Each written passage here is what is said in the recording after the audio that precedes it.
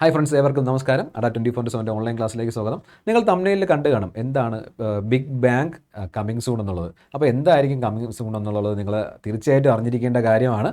നമുക്ക് വലിയൊരു ഓപ്പർച്യൂണിറ്റി നമുക്ക് വരുന്നുണ്ട്. ഒത്തിരി വേക്കൻസിയോട് കൂടി നമുക്ക് നല്ലൊരു ജോലി ലഭിക്കാനുള്ള സാധ്യത നമുക്ക് വരുന്നുണ്ട്. ആ ഡീറ്റെയിൽസാണ് ഇന്ന് ഈ വീഡിയോയിലൂടെ നമ്മൾ കാണാൻ പോകുന്നത്.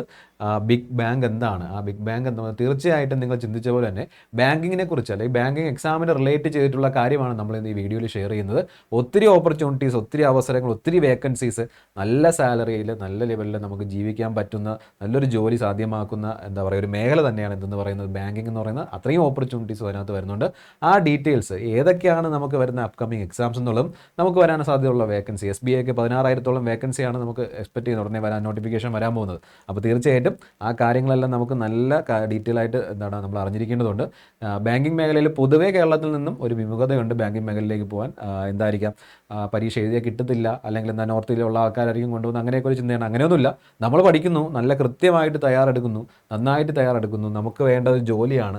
ആ ജോലി നമ്മൾ ലക്ഷ്യം വെച്ച് നമ്മൾ മുന്നോട്ട് പോകുകയാണെന്നെങ്കിൽ ഉറപ്പായിട്ടും എന്ത് ചെയ്യും, ആ ജോലി നമുക്ക് കിട്ടും കേട്ടോ. അത് നോർത്ത് ഇന്ത്യക്കാരായാലും സൗത്ത് ഇന്ത്യക്കായാലും അങ്ങനെ ഡിഫറൻസ് ഒന്നുമില്ല. നമ്മൾ നന്നായിട്ട് വർക്ക് ചെയ്യുന്നുണ്ടോ, നമ്മൾ നന്നായിട്ട് പഠിക്കുന്നുണ്ടോ, ഉറപ്പായിട്ടും നമുക്ക് ആ ജോലി കിട്ടും. ഓക്കെ, അപ്പോൾ ആ കാര്യങ്ങൾ ഏതൊക്കെ എക്സാംസ് ആണ് നമ്മൾ പഠിക്കേണ്ടത് എന്തൊക്കെയാണെന്നുള്ള കാര്യങ്ങൾ നമുക്ക് നോക്കാം.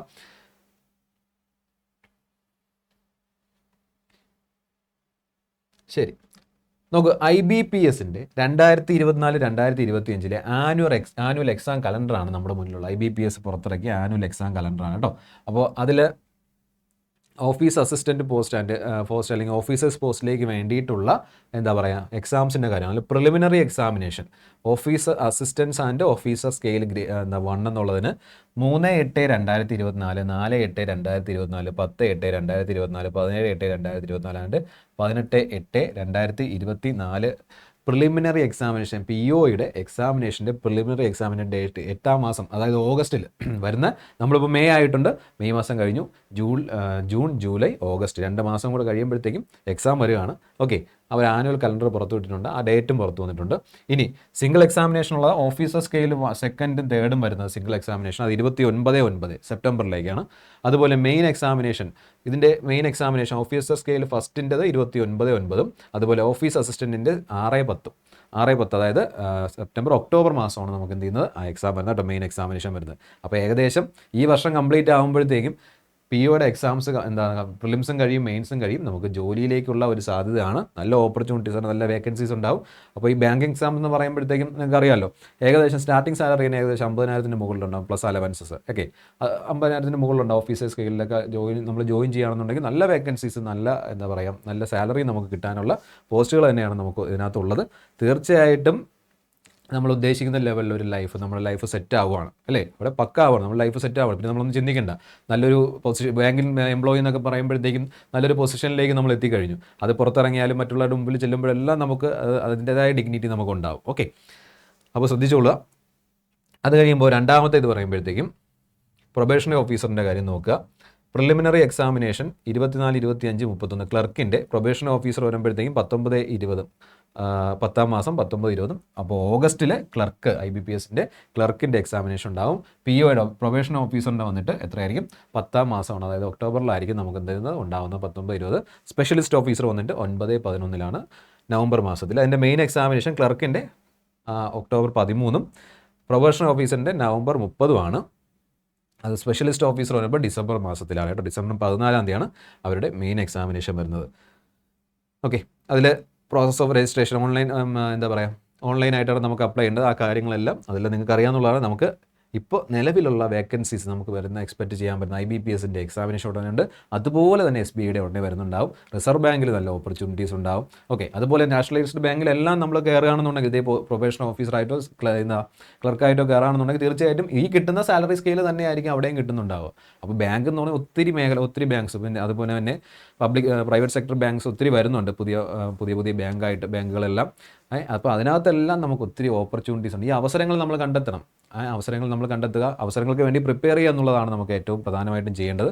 അപ്പോൾ നിങ്ങളെ ഹെൽപ്പ് ചെയ്യാൻ ഞങ്ങളിവിടെ ഉണ്ട്. തീർച്ചയായിട്ടും നല്ല രീതിക്കുള്ള ക്ലാസ്സും മെറ്റീരിയൽസും എല്ലാം നിങ്ങളിലേക്ക് എത്തിക്കുന്നതാണ്. അപ്പോൾ അതിന് വേണ്ടിയിട്ട് ഈ മാസം തന്നെ നമ്മളും തുടങ്ങാൻ പോവുകയാണ്. അതിന് വേണ്ടിയിട്ടുള്ള ആ പ്രിപ്പറേഷൻ നിങ്ങളും ഞങ്ങളെ കൂടെ ഉറപ്പായിട്ടും കയറണം. തുടക്കത്തിൽ തൊട്ട് അവസാനം വരെ ആ പ്രിപ്പറേഷൻ ഞങ്ങളോടൊപ്പം ഉണ്ടാവണം. അത് തീർച്ചയായിട്ടും നിങ്ങൾക്ക് ഉപയോഗം ചെയ്യും. ഓക്കെ, അതായത് നമ്മുടെ ബാങ്കിങ്ങിൻ്റെ ഫൗണ്ടേഷൻ ബാച്ച് 28 സ്റ്റാർട്ട് ചെയ്യണം കേട്ടോ. ഈ മാസം 28, ഇന്നിപ്പോൾ 24, 4 ദിവസം കൂടെ കഴിയുമ്പോഴത്തേക്കും ബാങ്കിങ്ങിൻ്റെ ഫൗണ്ടേഷൻ ബാച്ച് സ്റ്റാർട്ട് ചെയ്യുകയാണ്.